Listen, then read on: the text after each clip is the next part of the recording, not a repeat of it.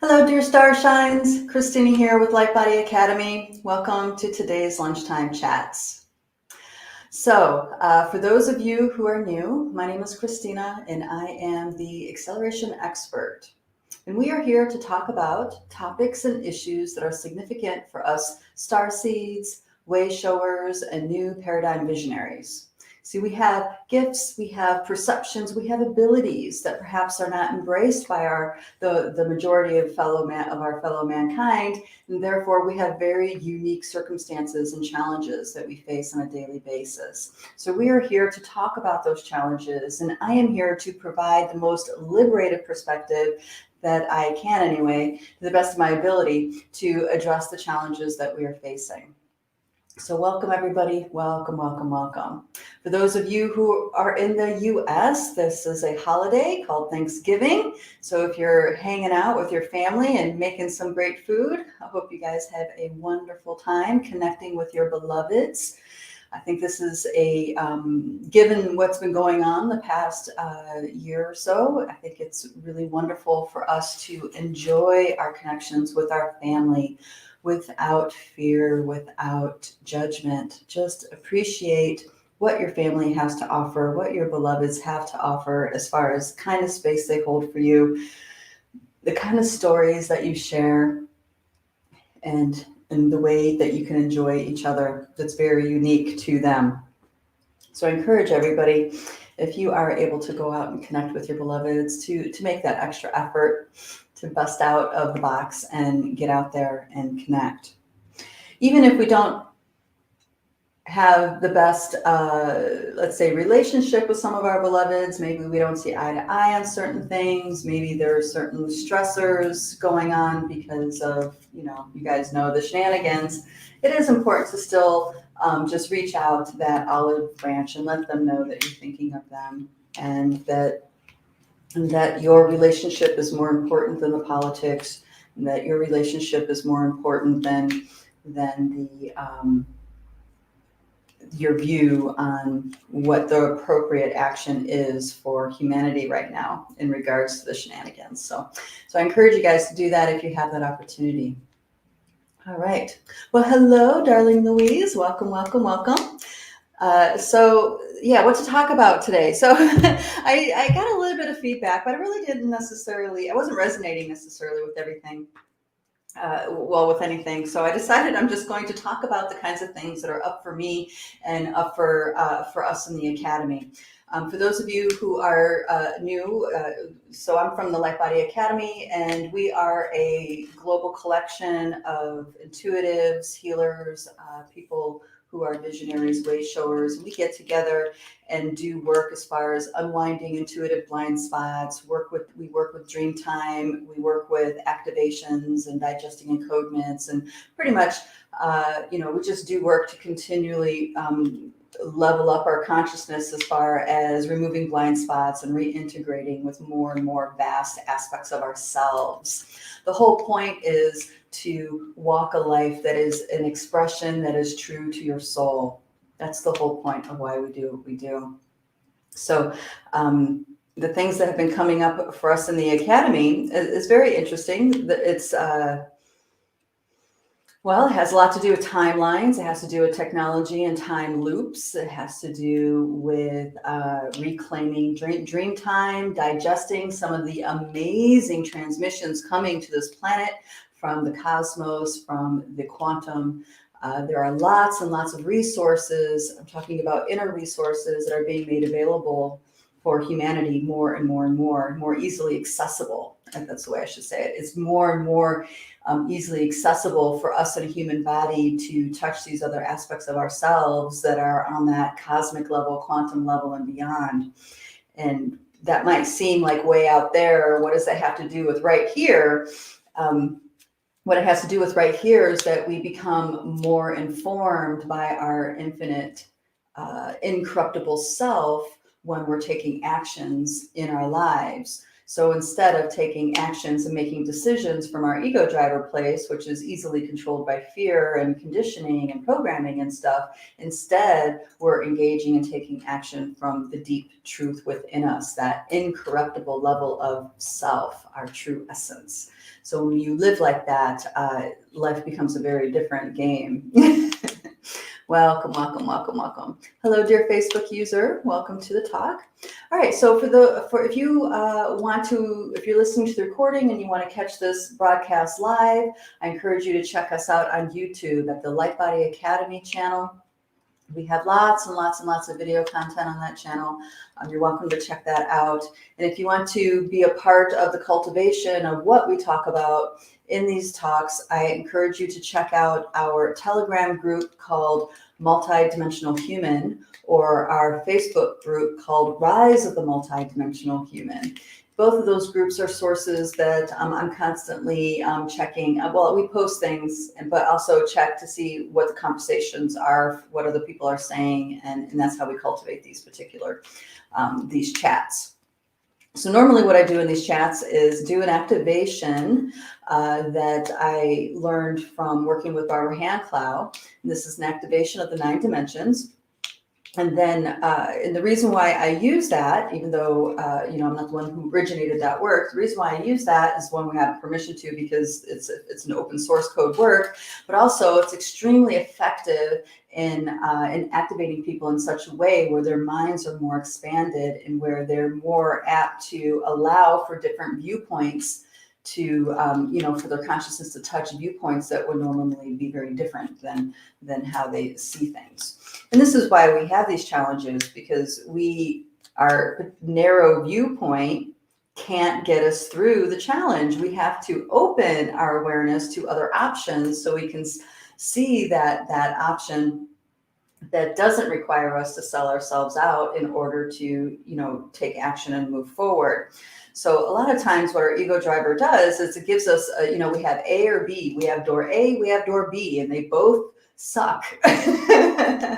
So when you experience an activation like this with the dimensions, activating these different dimensions, you can be you're more apt and available to recognize a door C or a door D or even a bunch of doors all the way to Z. Yeah. So that's why I do these activations. If you ever want to dive into this work on activating the lenses and really diving into the science and, the deeper aspect of this, I encourage you to check out Barbara Handclough's website, which is handclough2012.com. And she's also an astrologer, and she posts astrological projections for each year especially during this turning of ages. So that's a great resource to check out. Now, I did these activations with her for about 10 years in Lilydale, New York. She went there every summer, and every summer I would drive out. Well, actually, I might have missed a couple summers because I had young kids, but it was right around my birthday, so I really made it a point to get out there and make the drive to upstate New York to experience these weekends. And these weekends were very interesting because back then, activating these dimensions was extremely difficult. It was very, very tough. And that was because our programming and our ideas of who we thought we were, the field around us and what we were willing to open ourselves to, and I mean this as a collective, was very dense. And our program would actually hijack our consciousness while she would talk about these dimensions. And we had to have healers sit in the back of the room. So when our interference would start to take over our consciousness, which would look like falling asleep, falling out of your chair, not being able to concentrate, exploding into a fit of rage, stuff like that. That's how it would look. Then, you would get tagged to go to the back of the room and work with a healer to help move the interference that's taking over your free will. It's taking over your consciousness and what you can concentrate on and listen to and pay attention to. Now, back then, it was so dense, and it took a whole weekend to really get the activation complete. But here, 20 years later, or more than 20 years later, the consciousness is a lot more malleable. The collective is a lot more available to this kind of work. So I can do an activation like this in 45 minutes, half hour, and everybody remains conscious. So the reason why that is because of all the work the other humans have been doing with these dimensions for all these years. Barbara herself had to go through a really deep cathartic experience over, with like flushing out a lot of past lives and stuff like this. In order to prepare her own vessel to be able to process opening the lenses of these dimensions. And so she did her work, and then she would gather groups of people from around the world, really, and do the activations in Lilydale. And then she also worked a lot with the sacred sites around the planet. And by doing all that work year after year after year after year, it's now come to this place where it's a lot easier for those now just waking up to it to engage and digest. So every time we do an activation, whether it's here or someone else that was in those trainings that is doing an activation, it resonates with everybody who has been activated. So when I'm activating this, I'm activating not just myself and you, but everybody who ever experienced an activation. That's because of that collective resonance piece. We are all connected. We are all in this ocean of energy. And what happens on the other side of the planet in our conscious mind may seem like it's very far away, but it truly does have a direct impact upon us who are on the opposite side of the planet. Even something as insignificant as a beehive, a bee swarming, I'm saying that backwards, a swarm of bees, right, doing their thing, they actually have an impact beyond just that specific activity that they're doing, collecting pollen or what have you. We are all deeply, deeply connected. And that, for a long time, seemed like a drag. It seemed like, that was something that we wish we didn't have to deal with. Like, and you guys let me know if you can relate to this, is where the feeling of the collective not being ready or the collective field being in a certain state, we looked at it as kind of like a bummer and a pain in the butt, because we would have to wait, we wouldn't be able to do what we want to do, or you know what I mean, something like this, or maybe the collective field is engaging in something that we think is a waste of time, or is in a direction that's away from the truth of our humanity, and yet they're doing it in a collective way, and we have to deal with the consequences because we're a human body sharing this planet too. You guys see what I mean? So there is an experience. There are many people who have that relationship to the collective, us being so fully interconnected like that, as being not a great thing. But once you wake up to certain levels of who you are, especially when you get past the galactic mind, you start to wake up to realize that the fact that we are so deeply connected is an immense blessing to us. It is really what is going to empower us, the everyday little guys, to truly have a significant influence in the collective and the choices and the direction that we go. Okay, so it's going to be a particular kind of relationship until it's not. That's just how the life is. This is how the human experience goes. We feel a certain way about something, and then something comes into our world to open us up to another thought, idea, emotion, unraveling, what have you. And then all of a sudden we feel completely different than we did maybe 5 minutes ago. Yeah. So it's not that, the good, bad, right, or wrong game. It's not about being right or wrong. It's about waking up to you having, I'm off camera here. You having a choice of what that relationship's going to be.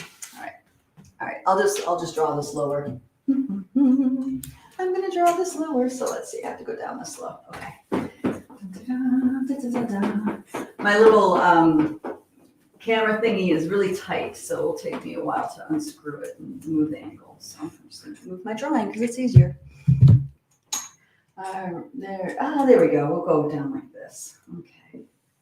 Here we go. All right. So this is just one of several drawings that I do just to illustrate the point. And in this drawing, This comes from Barbara's work.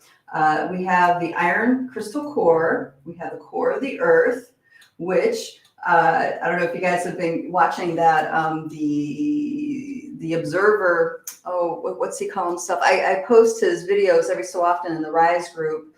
The suspicious observer, he's a science guy that takes all the collective data of the different geological stations, weather watching stations, NASA, and he takes all that scientific data and kind of like puts it together into a narrative every day to give us an update of the update with earthquakes, natural disasters, but also CMEs, human resonance, and other things.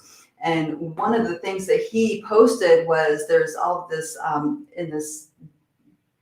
there's all this seismic activity going on, and when seismic activity is really large, it allows geologists to get readings that go deep, deep, deep into the earth. And these readings, what they've revealed is that the core of the earth is expanding and growing. The core of the earth is no longer just this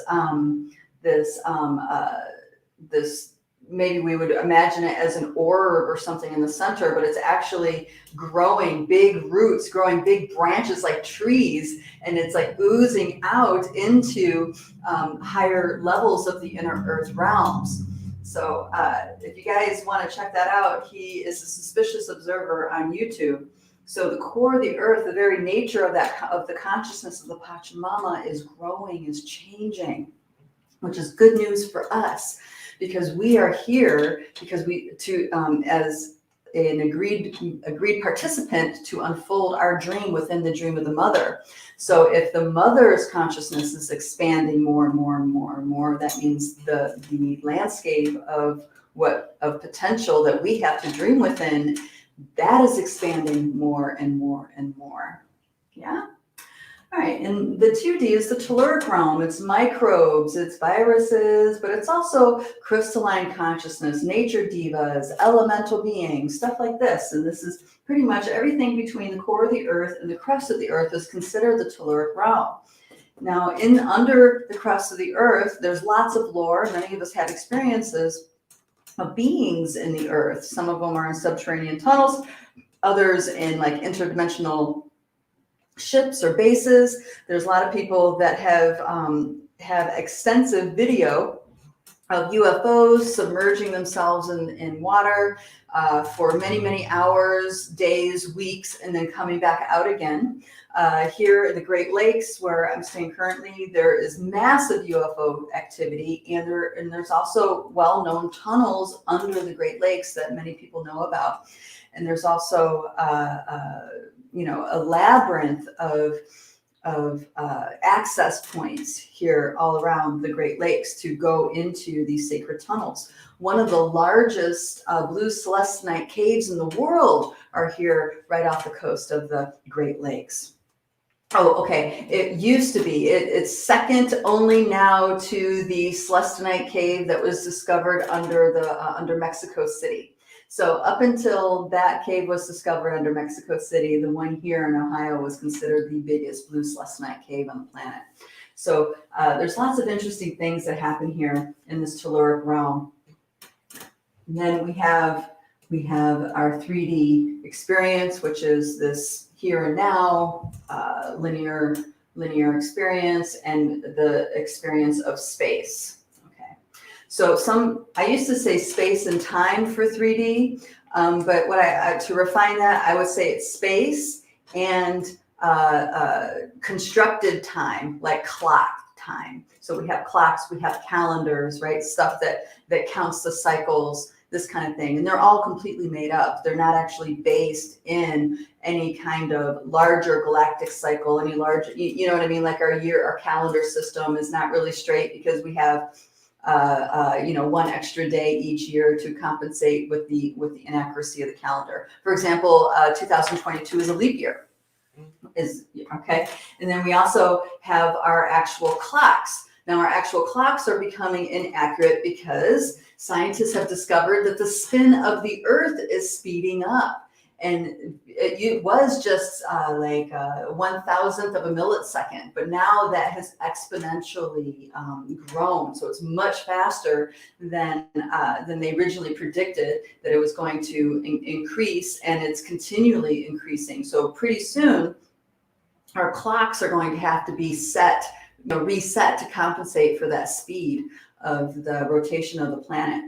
And I think they originally discovered that the Earth was speeding up in its rotation because of the atomic clocks. They've always been the most accurate device, and now they're not so accurate, which is really, that's what really got the scientific community really looking hard at how can that possibly be so? And that was because, like I said, they discovered the speed of the planet, the speed of the rotation of the Earth is increasing. All right, so in our 3D space, the whole reason why 3D can exist is because we are imbuing these biosuits with our consciousness. And this consciousness is infinite, has no beginning and no end. And many of us already have a sense of this, that the consciousness that is in our body isn't the totality of our consciousness. Our consciousness that is imbuing our body is what our particular form, physical form, can handle having occupied inside.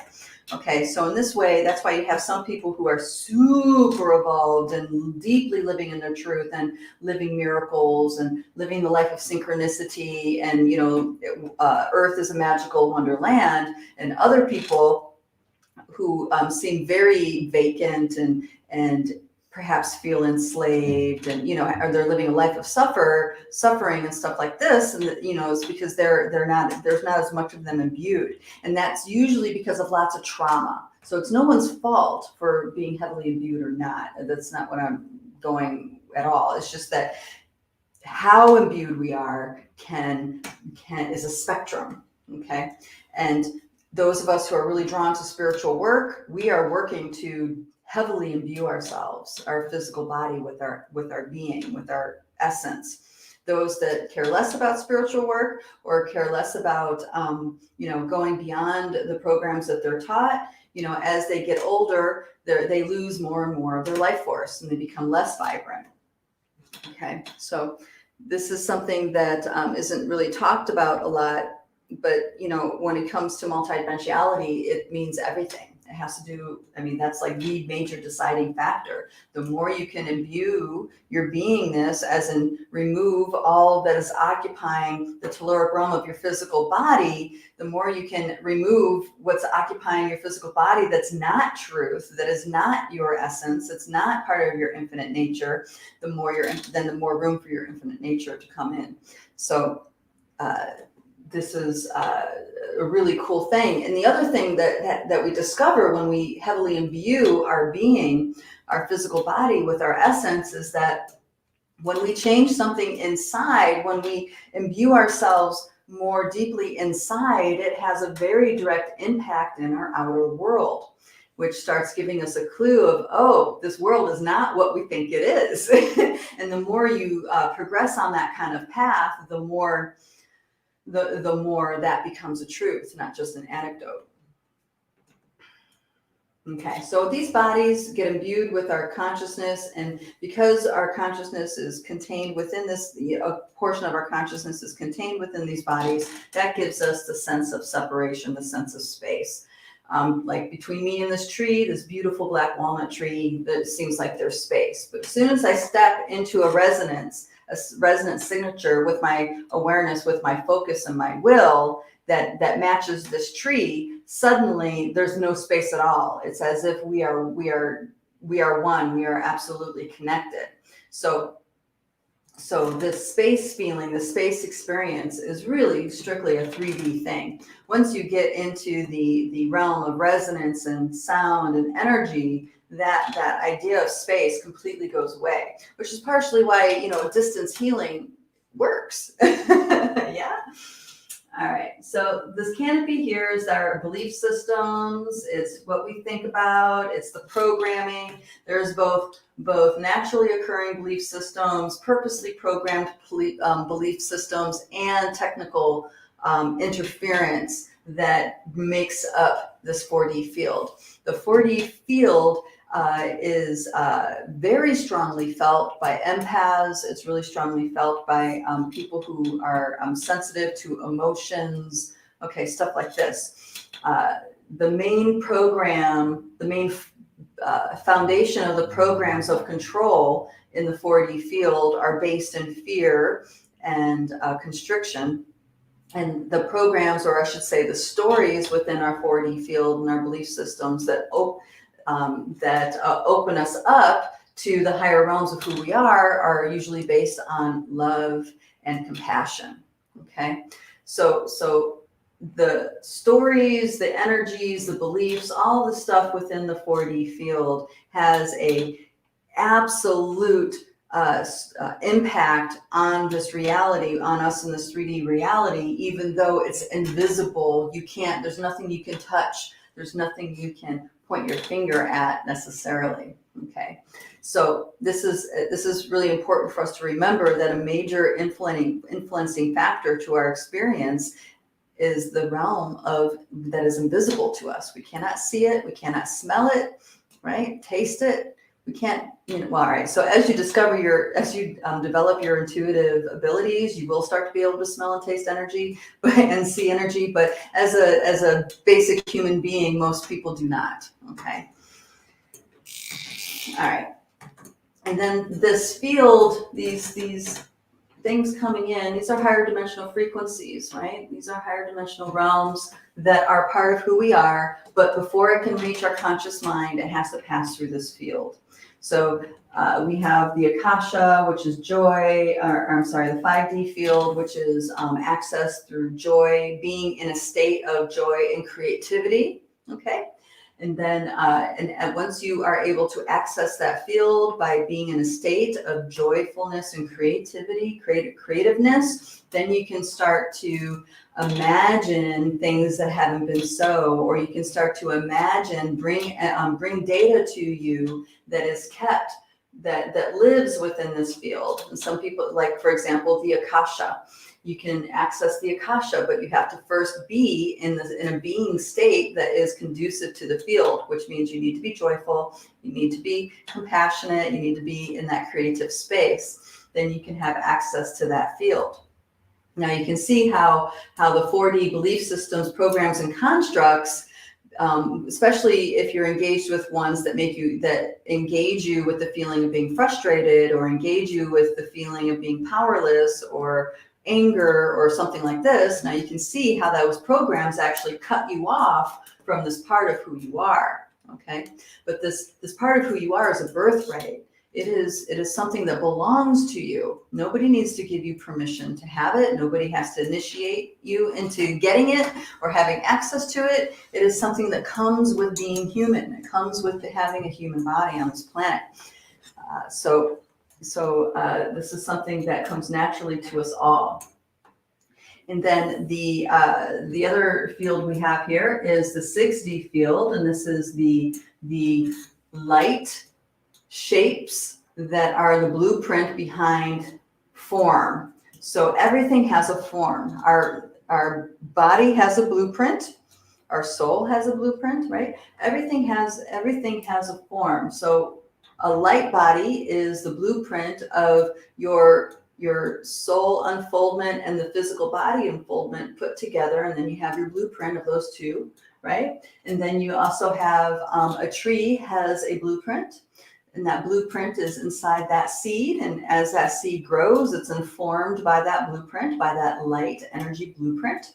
Now, I don't know if you guys know this, but seeds, when you plant them and water them, they get nurtured by the soil, of course, and the water, but really what opens it up to start to sprout, what opens it up and starts to sprout is the energy, the life force that is actually contained in the seed. Okay, so there is a lot of dormant energy within every seed.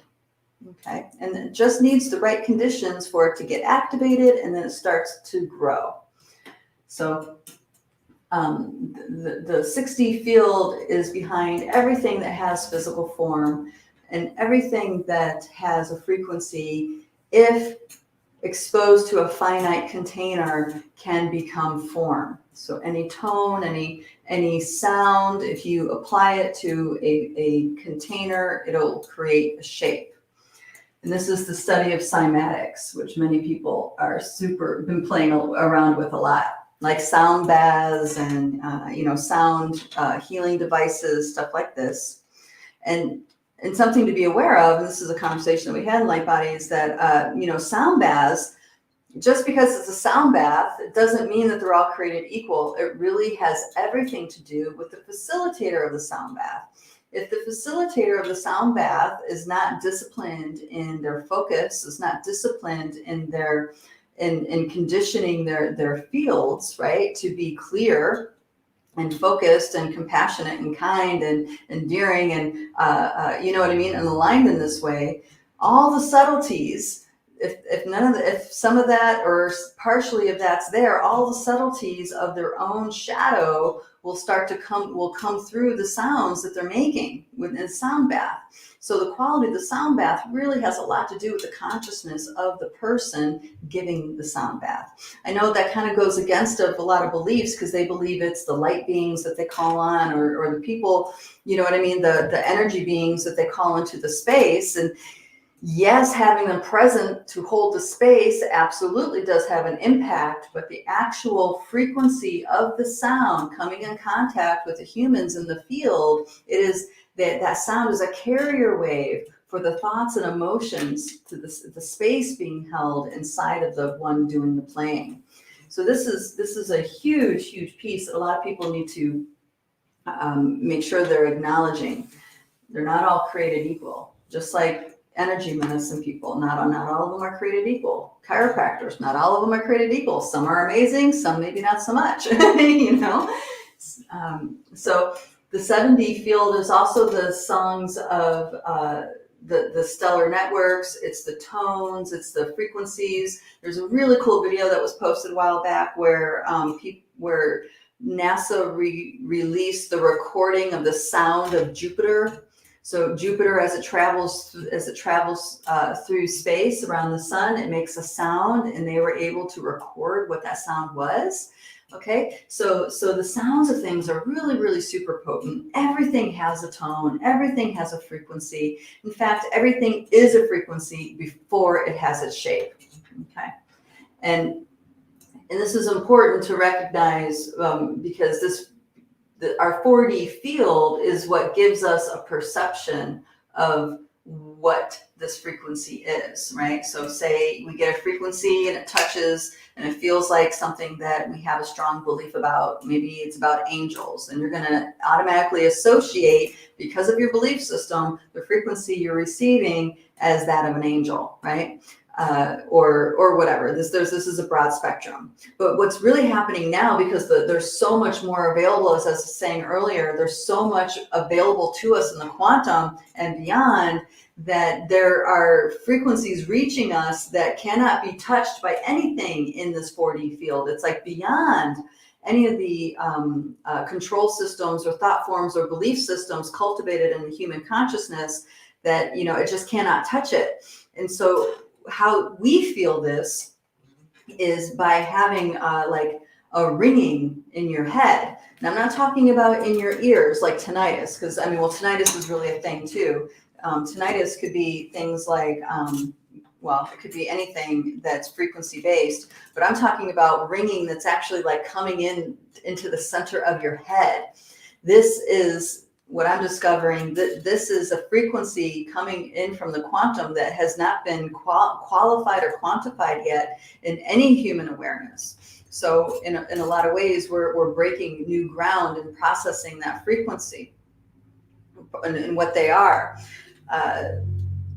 Now, there's also frequencies that are maybe more malicious that we also might feel is ringing, but that usually stays in the ears. And there could be technology malicious or benevolent technology, frequency technology that we feel as tinnitus, but it also could be communications from our ancestors. It could be communications from beings that we've been working with. I remember a time when we used to do a lot of prayer bundles. for the equinoxes and stuff like this. And when these really powerful elemental beings, like there's a very large lake here, where the actual elemental being of that, we called her the Lady of the Lake, when she would actually arrive into the space that we were at, we would all feel it as super intense pressure on the body, but super intense ringing and pressure in the ears as well. So, so the communication with this being, we had to be really careful with, because it would tweak our, if we weren't if we weren't careful, we could just completely fry ourselves. So the ringing could be beings like this, beings of nature. It could be, like I said, ancestors. It could be star beings. There's lots and lots of things that tinnitus can be. So when it's in the ears, the tinnitus is in the ears, and you want to, work out who it is that's communicating with you. I encourage. I did a video in the Lightbody channel a long time ago about tuning into the rhythms within your body. So you have your heartbeat, which is one rhythm. You have your breath, which is another rhythm. But when you have those two rhythms together, there's many, many other rhythms that start to reveal themselves within those rhythms. So there's rhythms within rhythms within rhythms of our biosuit. So if you sit in meditation and focus of your inner eye on those rhythms, you can invoke, so to speak, a rhythm from your biosuit to come into your awareness to meet the rhythm of the sound in the ear, right? You hold them both in your awareness, and when you get the right rhythm, they'll cancel each other out like this, where in the sense of they'll cancel each other out in the sense that it won't be painful anymore, right? Because the resistance isn't there. But also if it's communication from a beloved or an ancestor or something like this, that actually will, that bottlenecking isn't there, and you'll actually be able to receive the transmission with your body and digest it with your energy system. And then eventually, through creativity and dream time and other means, you'll be able to flush out what that ancestor or being was trying to communicate with you. Okay, so and this also works with if there's malicious stuff. You can use those rhythms to cancel out malicious stuff, because there's like zeta reticuli technology that also affects the tinnitus in the ear, stuff like that. Okay, oh yeah, that's where I need to go. The ringing in the center of the head. This is an interesting thing to work with. So it's not passing through us because we have a lot of density within the telluric aspects of our body. The telluric aspects of our body that are holding a lot of density, they're holding beliefs, they're holding thought forms that we think are true, or that we absolutely are positive, we know are true. They're holding, they're holding attitudes, they're holding judgments, they're holding all these different things in place. And that density is what's making the ringing stay in the head and not allowing it to pass through, so you can actually process it and have the message or the consciousness, the awareness of that consciousness reveal itself to you. So I encourage everybody to when you have that ringing in the center of your head, instead of reacting, which a lot of us will, because oftentimes it'll come with a headache or a migraine or a stomach ache or something like this, instead of reacting, do your best to relax, and look with your inner eye, try to touch that ringing in the center of your head and meet it with an I see you, I feel you, I know you're there. And then keep relaxing. I know it's hard to relax when you're in pain, but as you do that, it'll start to subside. It'll get to a place where it's a little bit more manageable, and then you can just start bringing it in deeper into your body, so the rest of your system can digest it. The rest of it can get past the resistances within our body. Now, when we come in contact with highly evolved beings, this includes spiritual masters too. I mean, this is something that's happened a lot in the human experience. All of our densities get fired up when we're in contact with these beings or in their field. So we need to, when we're having experiences like this is an indication to us that we still have a lot of densities inside that we're holding on to and keeping in place that don't necessarily need to be there. because we are doing work. We're calling on forces to help us. We're calling on forces to assist us in healing. Many of you guys who do body work and work with other humans to help them heal, it's not you doing it, right? Hopefully you do. It's not really you doing. It's these other aspects showing up to assist you. So because you already have that relationship built, it's kind of like an invitation for these other aspects to start coming in contact with you too, because the veils are lifting more and more, and more is available than ever before. Oh, hey everybody, good. I like to say it when it takes a second. Say hi, hello, darling. All right, so we have then your body gets in. All right, dear Facebook user, then your body get eternal life, it said. Okay, I think that's talking about the imbuing part of your soul essence in your body. Hello, dear soul schooling. Okay. Oh, no, I was not driving around Fairlawn. I have not left the house. Yeah, since we got our stuff from Colorado and settled stuff here, I've not left the house. I've been just kind of like inside doing my thing and staying in my yard. I'm kind of a hermit right now. I'm feeling the need to just really go within and stay within. So I'm just honoring that feeling. Hello, dear sister Joanne. Okay, Leica. Okay. Good. Oh, yes. And actually, you did send me something, dear sister, that I was thinking about. You're talking about, and that's the. Well, here, I'll get to it. I don't want to say it too soon because it's going to throw me off track right now. Okay, so the ringing in the center of the head. This is one of the things that we can do to help digest it. But just be prepared, because as you digest that energy, your physical body is going to get hot. And it may get hot the moment that it starts coming through your system, or it may get hot a day after that, or whatever. Your body is going to shift and change and go through a lot. You might even feel like you have a flu or a cold or something. And that's because it is like so intense. It's really strongly burning up, dissolving that density that was in the way. Okay, because it's waking us up on a deep subconscious level. The shenanigans going on in the world isn't just this outside force of controllers, wanting to dominate. No. We are all participating in that. Our consciousness is participating, like the part that we're aware of is participating 10% in creating it, but 90% is our own subconscious creating this. So these beings exist because we are part of what keeps them together. We're part of what's making them be so. Okay. So we're holding them in these roles.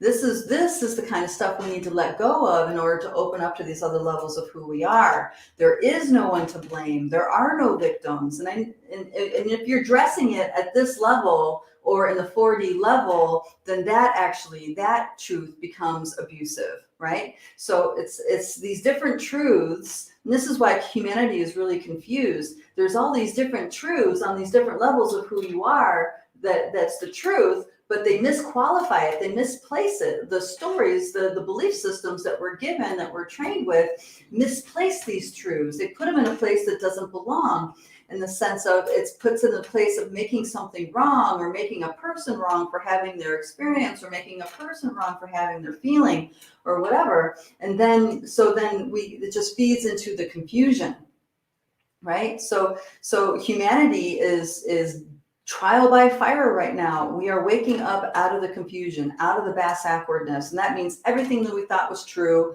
we're going to find out is not, right? And as we wake up, all right, so you wake up out of something that you thought was true, and you come to a new place and you're like, okay, I got it, I'm rocking it. And then something else happens that challenges that, right? And then you wake up and realize, oh, okay, well, that really wasn't completely true either. And then, you wake up out of that and you're rocking it. And really what it's about is not that now I'm here and it's the truth. No. That need right there, that is what needs to go.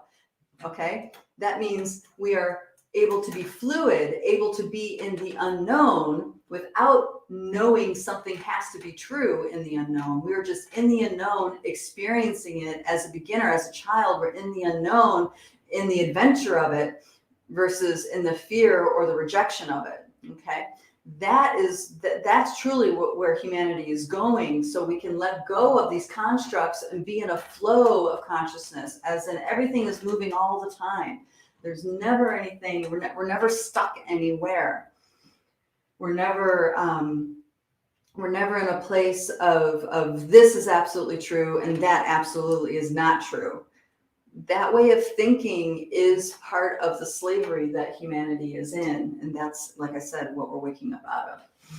All right, sorry, I went off on a little tangent there. Let's get on to the next piece, which is the 8D, the all that is. The all that is, when you experience inside of your own being. Now, this isn't a belief that we're all connected. This is when you actually touch that part of your being where is the truth that we're all one. We are all part of one spark. We're all part of one light.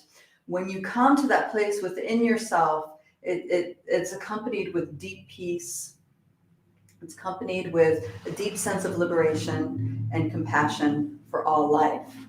Okay, so it's a state of being. It's not a belief, it's a state of being. And that's true for all of these. All of these dimensions is a state of being. And then we have our galactic mind, the 9D. So each of these frequencies have to pass through our belief systems to come into our awareness. And it's with our belief systems that things get reversed and mirrored and split. Okay, so coming to the piece that dear sister Alika was bringing forward, it had to do with freedom. Yeah, freedom isn't really freedom because, people don't give a crap about anything. People don't give a crap about each other and all this stuff. And I think that too could be a misqualification of freedom. Like, humans don't recognize really what freedom is. Freedom is about, to me, and how I understand freedom to be, freedom is free to be to live the truth that is your essence, to live the life of your soul. Okay, that's freedom. That means what's not freedom are the inhibitions that we hold ourselves back. We all the reasons we hold ourselves back from showing up in the truth of who we are, showing up in the moment, showing up all the way in the present moment. So people not giving a crap about each other, or treating each other not well, or judging or alienating or whatever, that's not free. That is them practicing in their inhibitions, practicing their judgments. That's them not showing up. Now, when you look at freedom with this other kind of lens, perhaps you'll recognize that, no one's free, not really, because nobody is 100% in their essence walking their truth. Everybody is struggling with some level of inhibition that's going on. This is why we have these blind spots. This is why the world is in the state that it's in, okay? It's because the last seeding of humanity several thousand years ago by Enki and the crew, right? The last seeding of humanity, the intent of that seeding was to create a distorted DNA consciousness. So we were influenceable, so we could be trainable, we could be conditioned, so we can actually, be workers. But because we have the spark of creation within us, right? We always have that potential to wake up to ourselves and become free. Now, with that said, I'm not saying that we're all doomed at all. Because truly what I've woken up to recently is that the elemental realm has such a vast record bank of memory that even though we forget, all this conditioning and trauma causes us to forget. Even though we forget, it doesn't mean that the truth is lost, because the elements remember. So when you go, for example, this lake that has been here for millions of years, has a memory, has a consciousness. We can connect with her, talk with her, dream with her. She could teach us. And by doing that, all the memories that she has of her existence here on this planet, we have access to. It's the same with the mountains. The mountains have been here for millions, some billions of years, yeah? We can connect with the consciousness of that mountain. We can work with the mountain. We can sing with the mountain. We can do things with this mountain consciousness. And the more we engage with the consciousness of this mountain, the more we have access to the memory banks. Same thing with crystals. Crystals hold memory too. Now, there's, of course, you can program crystals. They're a lot more programmable than a mountain. But there are crystals that were specifically buried to hold memories, so as humanity wakes up, they can have access to these other realities, these other realizations of what's going on, of who they really are. So just because the Anki crew created a human race like that, it doesn't mean that that's what our limits are. That was his intention. That was their intention. We are infinite beings in a biosuit. What matters now is our intention. You see what I mean? It's our intention. Okay, before they talked about eternal body, eternal life, life non-aging, body. Oh yeah. Okay. Yes. Okay. So the seeding of humanity before this last seeding, that was the state of humans. We didn't need to even consume food. We lived off of light. We lived off of pure life force energy. And we lived for thousands and thousands of years. Like, to have a lifespan of 10,000 years in a body was not unusual. Right. Yes. So that was the seeding before. There, as far as I know, and I could be wrong on this, but I think there's like 5 previous seedings, which means we have 5 previous existence of the humanoid on this planet that we can have access to. Okay. We can have access to that. We can connect. Maybe you or me or some of us have memories of incarnating as beings like this, right? I have a memory of being really, really tall, like 15, 20 feet tall, wearing robes and walking into some of the temples in other parts of the world, like temples that were built to accommodate people my size. I have memories of that. You might have memories of this too. I still have really deep connections with the Hyperboreans and other races like this. And it's because it's just relevant for my consciousness and my journey right now, and with all this reintegration work that I've done in my life, it's helped me process that consciousness and derive understanding and extract teachings and wisdom and knowledge from those kinds of levels of our being, All right, that humans, yay, okay, yeah, we're on the same page. All right, yeah. But today, what does it mean to live a soul path, right? This is what we're waking up to. And the turning of the ages, the immediate gratification of humans, we want it to be over in 10 years, right? The turning of the age, we want a decade of that and then it's done, right? And if it could be shorter, that's great, let's do it. But that's not how it goes. We are evolving on very long cycles. Short cycles, do validate the human experience. And this is part of why we love, we like that instant gratification. It's part of why we love technology and stuff like this. But these long cycles, that's the real juice that we're unfolding here. So it's going to take, up to 500 years for the full turning of the age to happen, right?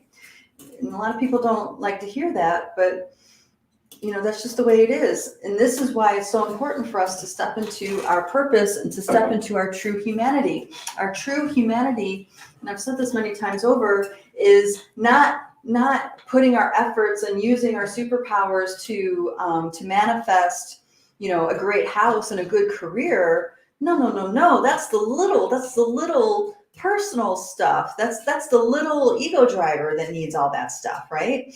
Using our humanity to step into our capacity as master creator beings. It's not about having things and money and paying bills and taxes and, living this artificial life. It's about using our creative force for the big wave, for the bigger wave of creation. That means we are planting seeds and doing things that grow and feed and support future generations, beyond even our grandchildren. That is truly where we find our purpose. Okay, I'm talking about soul purpose here. So it's so much more than our mind can really allow us to recognize, which is why a lot of us miss it.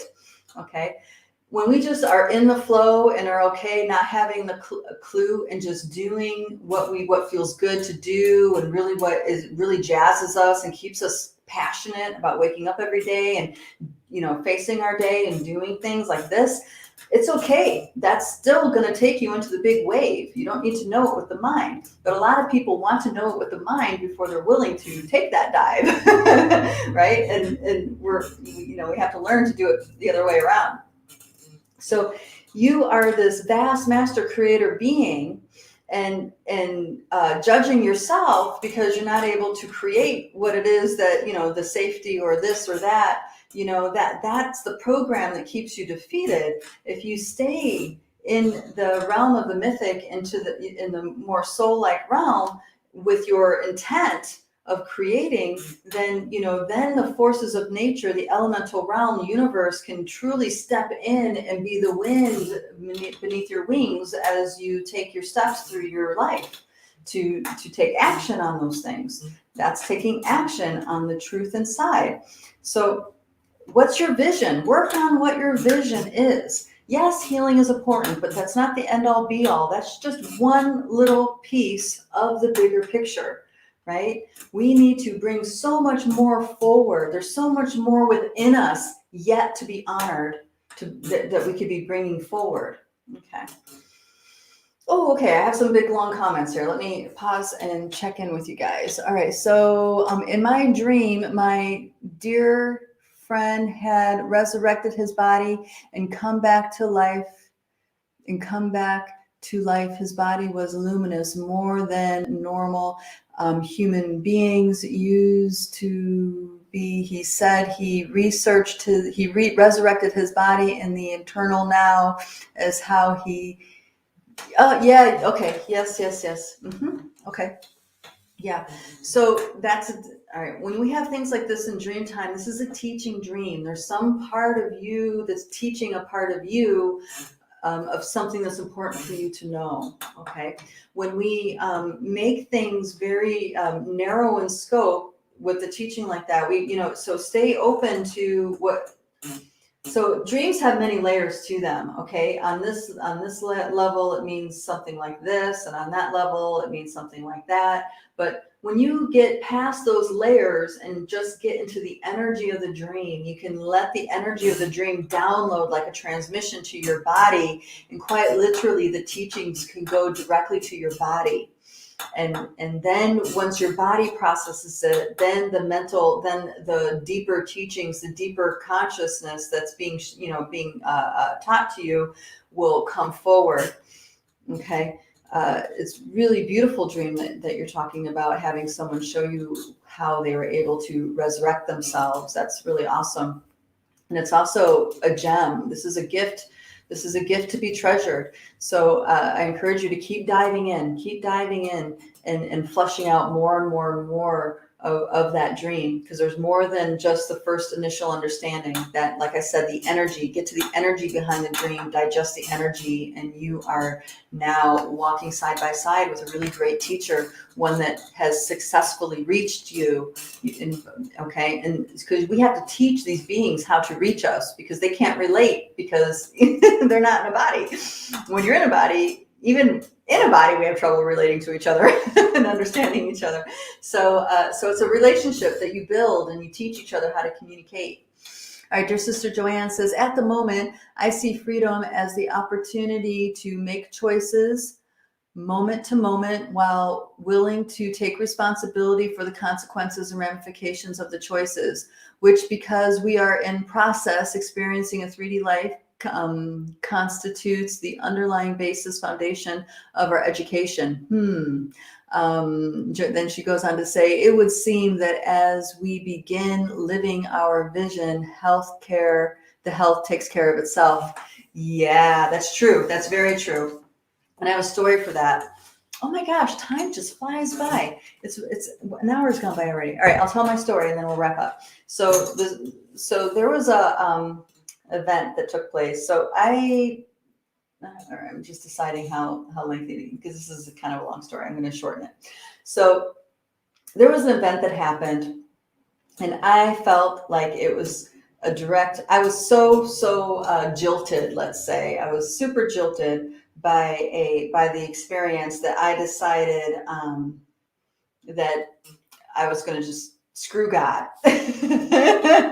I was like, screw spirit, screw God, screw all you guys. I'm just going to throw all this stuff away as far as my practice and my healing journey and my spiritual journey, all this stuff. I was like, everything that I did, everything I invested myself in for decades, just screw it all, Now, I didn't throw away my precious medicine bundle or anything like that, because I really couldn't do that at the time, but I wanted to.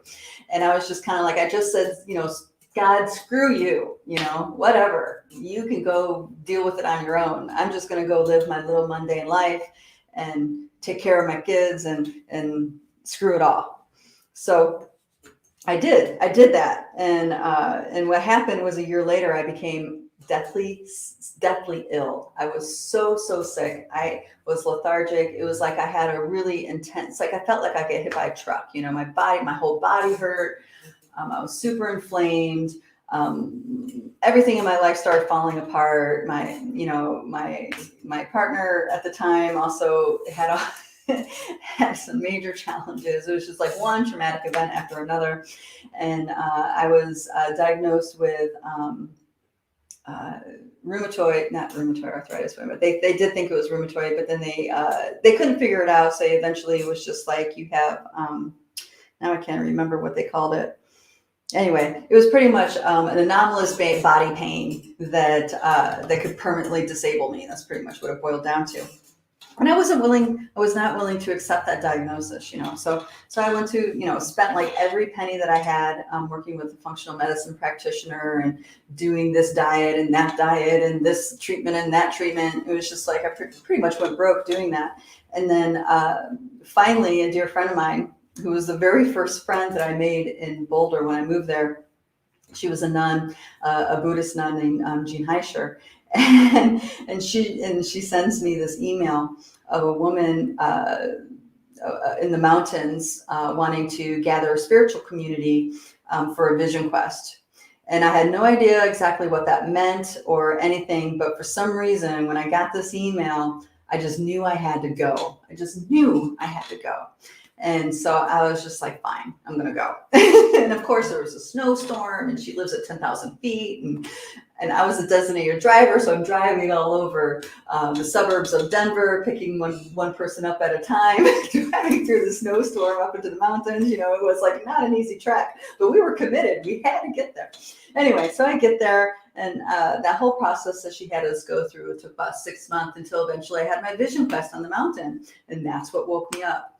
That's what woke me up was in that vision quest where it's 5 days and nights in, is it 5 days? No, I can't even remember. It was so long ago. 5 days and nights in the wilderness with the leader of water. That's pretty much what happens. And then you just connect with the lands of the mountains and do your prayers and reconnect with yourself, pretty much. Maybe it was 3. Gosh, my memory's so bad. Anyway, that's what finally woke me up. And then I realized I can't turn my back on my spiritual practice, because that was actually turning my back on myself.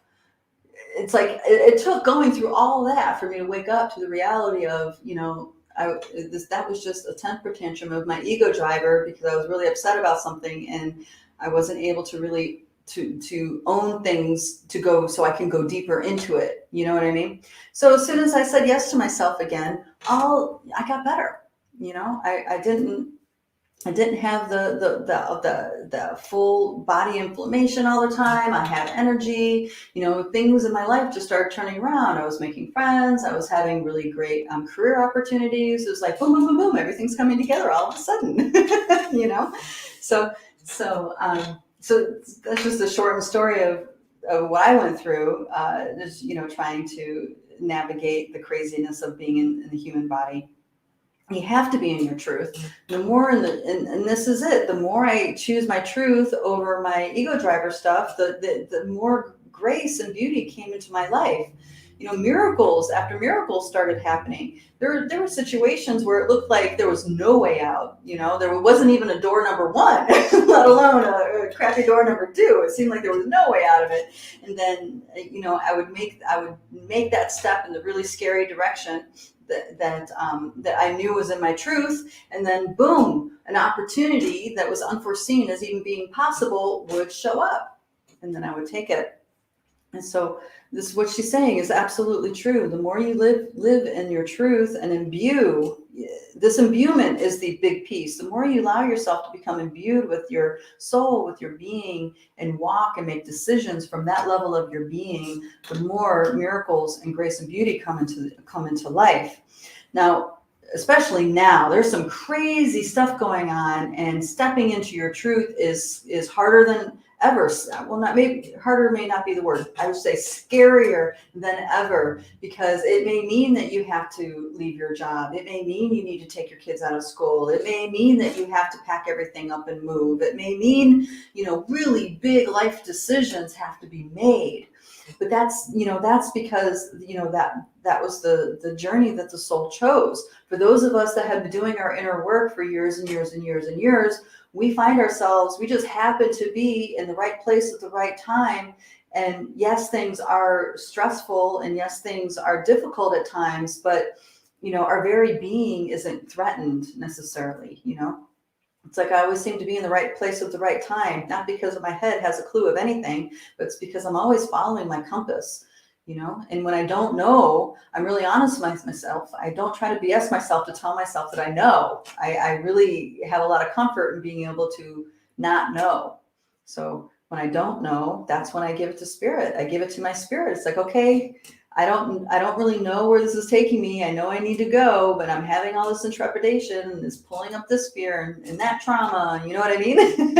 And in my inner work, I pull it up and I purposely give it over to my inner space here, so it can process and work. Because either way, if you're truthful with yourself or not, you're going to get to where your soul wants you to go. It's just the journey there is going to be one of suffering or the one of joy.